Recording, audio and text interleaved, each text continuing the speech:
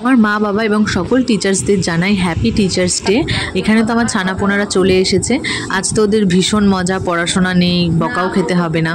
তো ওদের জন্য একটা ছোট্ট কুইজ প্রতিযোগিতা রেখেছিলাম, সাধারণ কিছুই প্রশ্ন রেখেছিলাম, আর ওরা কিন্তু সব প্রশ্নের সঠিক উত্তর দিয়েছিল। প্রশ্নের সঠিক উত্তর দেওয়ার জন্য ওদের লজেন্স দিয়েছিলাম, যাতে ওরা আরও বেশি খুশি হয়।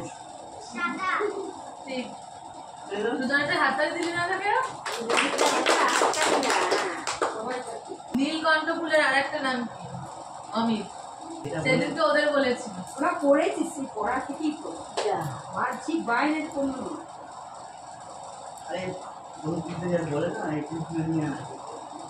কত না কোথায়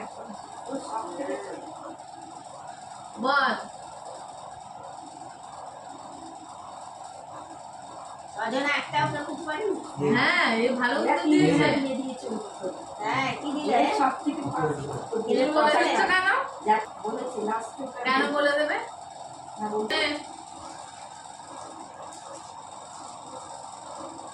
কুইজ পেরেছিস বলে। হ্যাঁ এবার নাচ গান দেখাবে তবে সবাই কি গো বুড়ি আছে ঘরে দেখে নিয়ে আসো তাহলে। ওরা এসে অনেকক্ষণ বসেছিল আর আমাকে বারবার ডাকছিল, মানে কতক্ষণে আমায় গিফট দেবে। আমি ওদের বলছিলাম দাঁড়া, আগে সবাই একসাথে আসুক, তারপর আমি যাচ্ছি। এই বছর টিচার্স ডেটা আমার কাছে একটু অন্যরকম। নতুন স্টুডেন্ট, পুরনো স্টুডেন্টদের আমি ভীষণভাবে মিস করছিলাম। এই যে ছোট বাচ্চারা, এদের মধ্যে না অনেক প্রতিভা আছে, কেউ নাচ, কেউ গান, আবার হাত দিয়ে কিন্তু ভালো বাজনাও বাজায়। তাই আমি প্রত্যেকে বলেছিলাম নাচ, গান, যোগা, আবৃত্তি করে দেখাতে।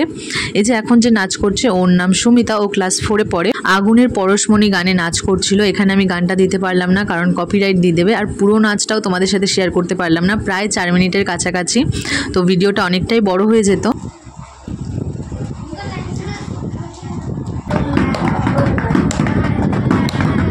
ওদের বাজনার আওয়াজটাই শোনা যাচ্ছে, তোর গলার আওয়াজ আর বেরোচ্ছে না।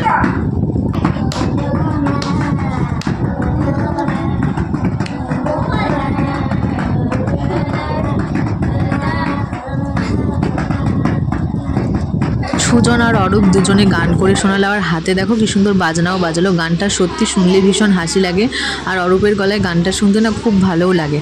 আর এখন যারা ব্যায়াম করছে, অরেঞ্জ কালারে জামা পরা ওর নাম আদিত্য, আর পিচ আর ব্ল্যাকে জামা পরা ওর নাম হচ্ছে রাজ। ওদের দুটো ব্যায়াম করে দেখাতে বলেছিলাম, ওরা বললো আমরা কিন্তু জিন্স পরে আছি, ভালো করে কিন্তু করতে পারবো না, যে এইটুখানি পারবি সেইটুখানেই করে দেখা। হঠাৎ করে বাইরে ঝমঝমিয়ে বৃষ্টি নামলো। তোমরা এখন বেশি বৃষ্টির আওয়াজটাই পাবে আমাদের কথার আওয়াজ থেকে। এখন আমাদের অভিমিতা ব্যায়াম করে দেখাচ্ছে, আমাকে বলছে আমি একটা ব্যায়াম পারি, করে দেখাবো। আমি বললাম ঠিক আছে তাহলে করে দেখাও। সুমিতা বলছে কাকিমা আমি একটা নতুন ব্যায়াম শিখেছি, সেইটা করে দেখাচ্ছে। এখন আমাদের অভিমিতার গলায় শুনে নাও একটা ছোট্ট ছড়া।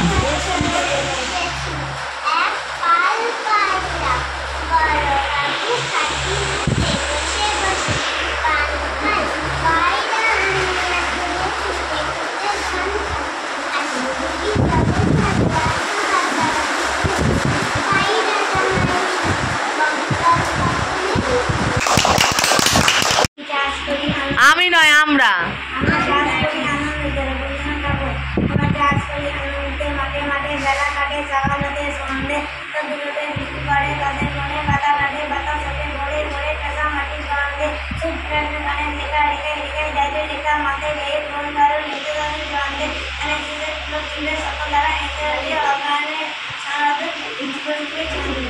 বাহ। হাতে গোলমালটা বলো তো মুখস্থ।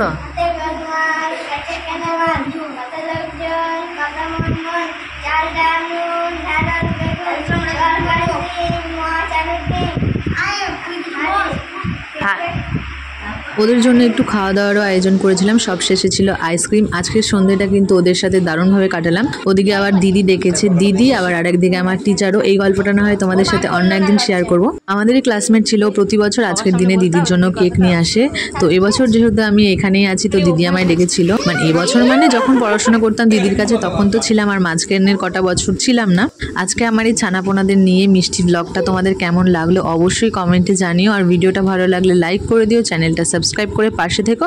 দেখা হচ্ছে আরও নতুন ব্লগের সাথে।